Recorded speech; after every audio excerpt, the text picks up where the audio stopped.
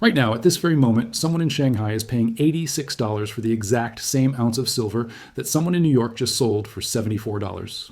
Read that again. The same metal, the same purity, the same weight. One buyer pays 86, one seller accepts 74. That is a $12 gap on a single ounce of silver. In the history of modern financial markets, this should not exist. This is not a glitch. This is not a temporary dislocation. This is proof that the price on your screen is fake.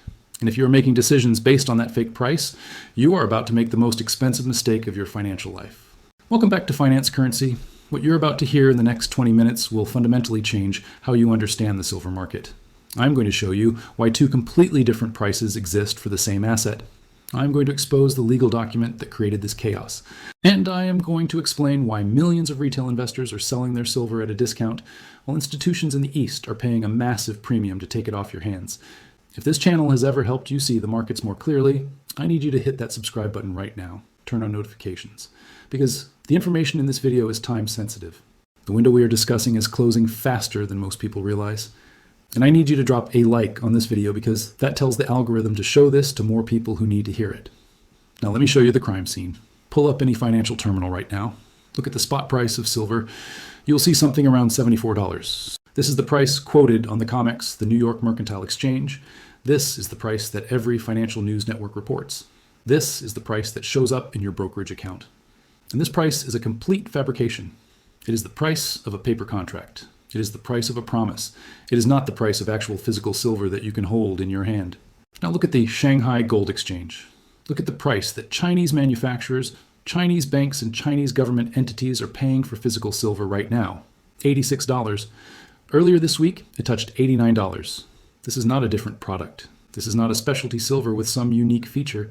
This is the same 999 fine silver that trades in New York. So why is there a $12 difference? The answer to that question is worth more than any stock tip, any trading signal, any financial advice you will ever receive. Because the answer reveals that the Western paper market is broken. The answer reveals that physical metal is flowing from west to east at a pace we have not seen since the 1970s. And the answer reveals that you have a very short window to position yourself on the right side of this historic transfer of wealth. Let me take you inside the numbers. The Shanghai premium is not new. There has always been a small difference between Shanghai and New York prices due to shipping costs, insurance, and local demand factors. A normal premium might be $1 or $2, sometimes $3 during periods of high demand. But $12 is not a premium. $12 is a scream. It is the market telling you that something is fundamentally broken. When you see a price gap this large, it means one of two things. Either the lower price is artificially suppressed, or the higher price reflects a supply emergency. In this case, both are true. The New York price is being held down by paper contracts that have no physical metal behind them. The Shanghai price is being driven up by desperate buyers who need actual silver and cannot find enough of it. This is the disconnect. And this disconnect has been engineered by a series of policy decisions that almost nobody in the mainstream financial media is talking about. I have spent weeks digging through trade documents, executive orders, and regulatory filings to understand exactly how we got here. And what I found should terrify anyone who is still holding paper assets and ignoring physical commodities. Let me walk you through the paper trail. On April 2nd of last year, the administration signed Executive Order 14257. This was the beginning of the new trade war. It established the framework for reciprocal tariffs on virtually every category of imported goods. But the real hammer came 5 months later. On September 5th, Executive Order 14346 was signed. This order weaponized the tariff system. It placed duties of 50 to 100% on finished goods entering the United States from China, Mexico, and other manufacturing centers. If you import a solar panel, you pay 100% tax. If you import electronics, you pay 60% tax. If you import a finished medical device, you pay 50% tax.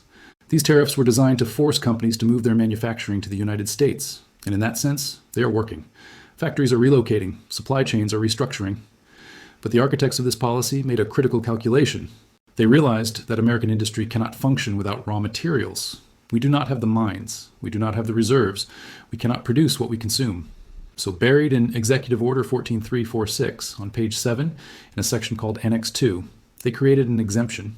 Let me read you the relevant text. Goods added to Annex 2 shall no longer be subject to reciprocal tariffs. These goods include bullion-related articles. And then it lists the specific tariff codes, 7106, 91110, silver bullion, tariff-free. Do you understand what they did? They slammed the door on finished products, but left a window wide open for raw silver. They created a two-tier system. If you are a foreign manufacturer trying to sell finished goods in America, you get destroyed by tariffs. But if you ship raw silver bars to America, you pay nothing. This was supposed to solve the supply problem. It was supposed to ensure that American factories could get the raw materials they need to produce domestically. But they made a catastrophic miscalculation. They assumed the rest of the world would cooperate. They assumed that silver-producing nations would happily send their resources to America. They were wrong. On January 1st of this year, just weeks ago, China implemented their own set of strategic resource export controls.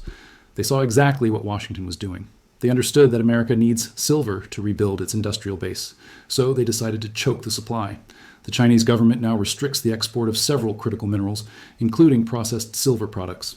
They are not just competing with America for silver, they are actively preventing it from leaving their borders. That $86 price in Shanghai is not just about demand. It is about China paying whatever it takes to keep the metal inside their own country. They need silver for their solar industry, their electronics industry, their military applications, and they have decided that no amount of American dollars is worth giving up their strategic resources. This is resource nationalism, and it is spreading. Mexico, the largest silver-producing country in the world, is making similar noises. Peru, the second largest producer, has implemented new mining regulations that slow down production. The countries that actually have silver are looking at the trade war and deciding they would rather keep their metal than sell it to nations that might become adversaries. So we have a situation where American demand is going vertical because of forced reshoring, while global supply is shrinking because of export controls and resource nationalism. This is not a temporary imbalance. This is a structural crisis. And the $12 gap between Shanghai and New York is just the first symptom. Let me explain what happens next. The paper market in New York is controlled by a small number of large financial institutions. These banks have been selling paper silver for decades. They sell contracts that promise to deliver silver at a future date. But here's the secret that the financial industry does not want you to know. There's not enough physical silver to back all those contracts. For every ounce of physical silver in the COMEX vaults, there are multiple paper claims on that same ounce. This worked fine when nobody actually wanted the physical metal. Traders would buy a contract, watch the price go up, and sell the contract for a profit. They never asked for delivery. They settled in cash. But the executive order changed everything. The buyers entering the market now are not speculators looking for paper profits. They are manufacturers who need physical metal to run their factories. Tesla needs silver for their electrical systems. First Solar needs silver for their photovoltaic cells. Raytheon needs silver for their missile guidance systems. These companies cannot build their products with paper contracts. They need real metal. And when they stand for delivery, when they say, "Give me the actual silver," they are discovering that the vaults are nearly empty. The COMEX registered inventory, the silver that is actually available for delivery, has collapsed to historic lows. We are talking about levels not seen in decades. The paper market is a game of musical chairs, and the music is about to stop.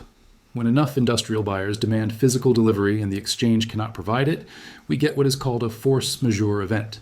The exchange essentially defaults. They declare that they cannot fulfill their obligations. And when that happens, the paper price becomes meaningless. The only price that matters is the price that physical metal actually trades for in the real world. That price is already visible. It is the Shanghai price, $86 and climbing. Let me put this in perspective with some hard numbers. According to the United States Geological Survey, America mines less than 1,000 metric tons of silver per year, but American industry consumes nearly 8,000 metric tons per year. We produce 1, we eat 8. That is a 7,000-ton annual deficit. For years, we covered that deficit by importing silver from Mexico, Peru, Canada, and other producing nations. But now the tariff wall on finished goods is forcing more factories to relocate to America. More factories means more demand for raw silver. At the same time, the producing nations are tightening their export controls. More demand plus less supply equals one outcome. The price must rise. It is not a prediction. It is arithmetic. But the paper market is fighting this reality. The large banks that are short silver, meaning they have sold contracts they cannot cover with physical metal, are desperately trying to suppress the price. They are selling more paper contracts to push the price down. They are using high-frequency trading algorithms to trigger stop-loss orders and force retail traders to sell. Yesterday, the CME Group raised margin requirements on silver futures. This made it more expensive for small traders to hold leverage positions. It forced many of them to sell. That is why you saw the price drop to $74. It was not because there's too much silver. It was not because demand is falling. It was a manufactured sell-off designed to shake weak hands out of their positions. And while retail traders in New York were panic selling at $74, institutional buyers in Shanghai were paying $86 to take that metal off the market. This is the transfer. This is the wealth moving from west to east. And most people do not even realize it is happening because they are watching the fake price on their screens. Now I need to explain why this matters for your purchasing power. Because this is not just about silver, this is about the value of the dollars in your bank account. The tariffs that created this situation are not free. When a company pays a 50% tariff on imported goods, they do not absorb that cost. They pass it to you. The price of cars is going up. The price of electronics is going up. The price of appliances and building materials and furniture is going up. This is called cost push inflation. And it is accelerating. Normally, the Federal Reserve would respond to rising inflation by raising interest rates. Higher rates slow down the economy, reduce demand, and bring prices back under control. But the Fed is trapped. Think about the contradiction. The entire purpose of the tariff policy is to force companies to build factories in America. Building a factory requires borrowing money. If the Fed raises interest rates to 10% to fight inflation, they will make it impossible for companies to afford the loans they need for construction. They would kill the manufacturing renaissance before it even starts. So the Fed has to keep rates low enough to support factory construction, even as inflation runs hot because of the tariffs.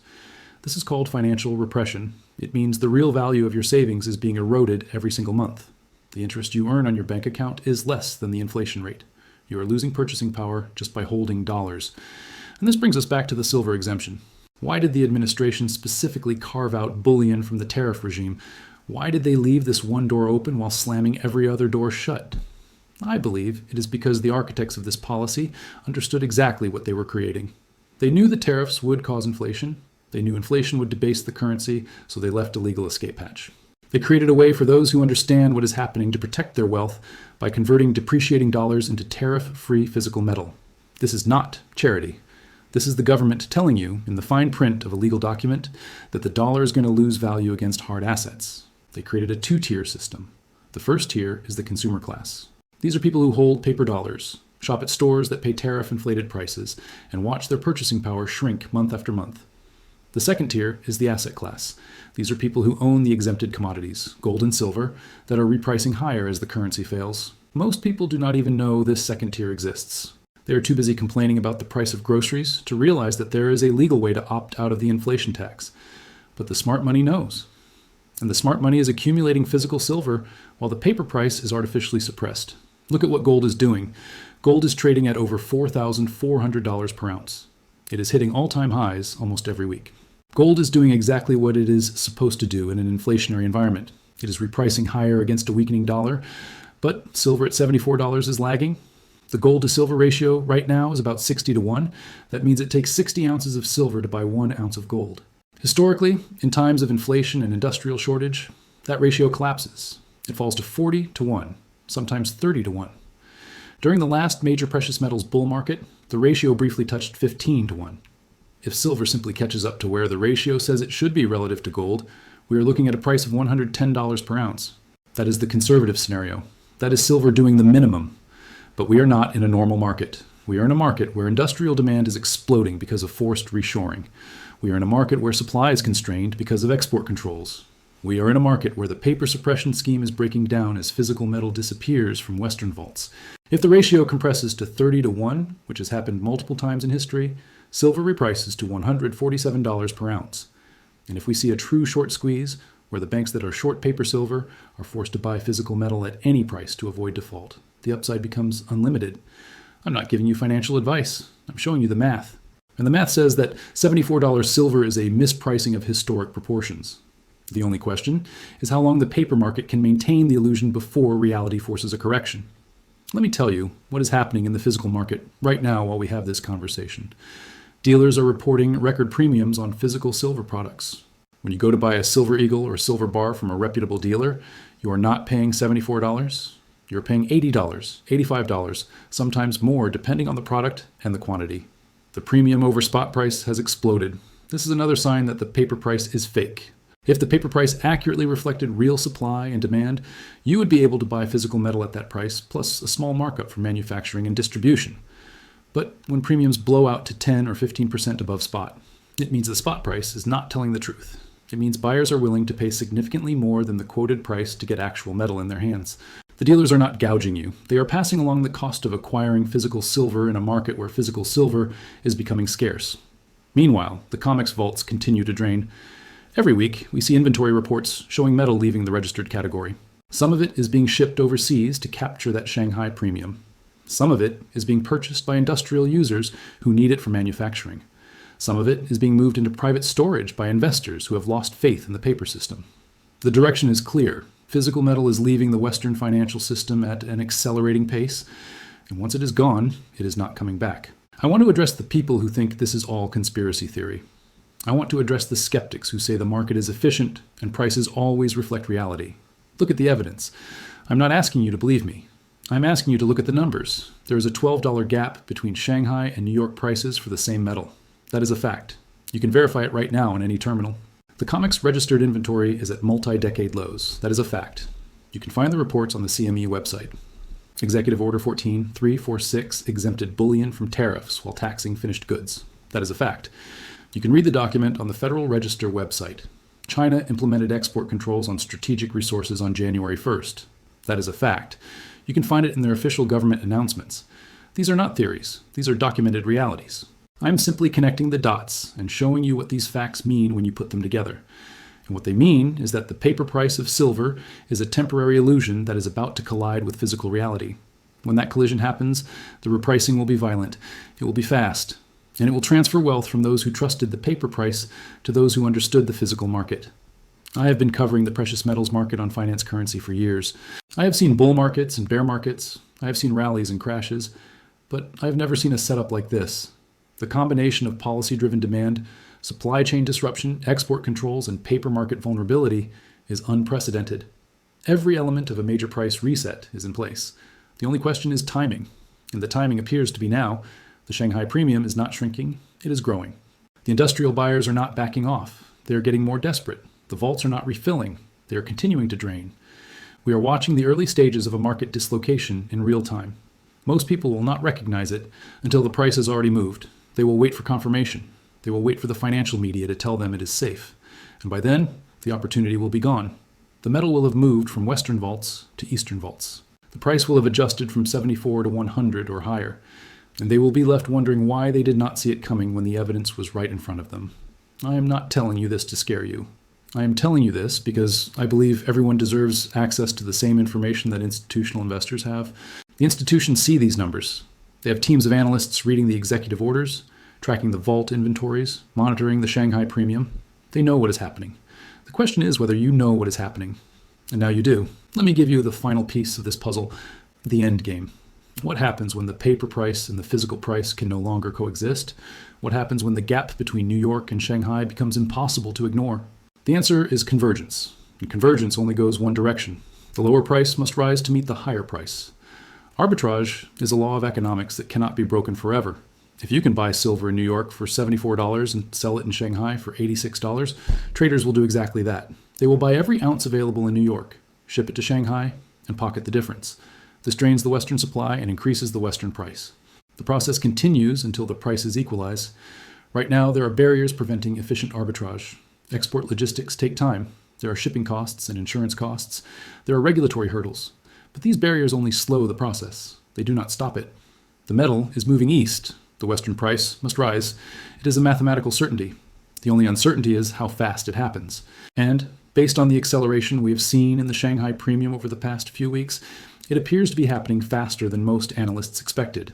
We could be looking at a significant price adjustment within weeks or months, not years. This is why I keep emphasizing urgency. This is why I keep telling you that the window is closing.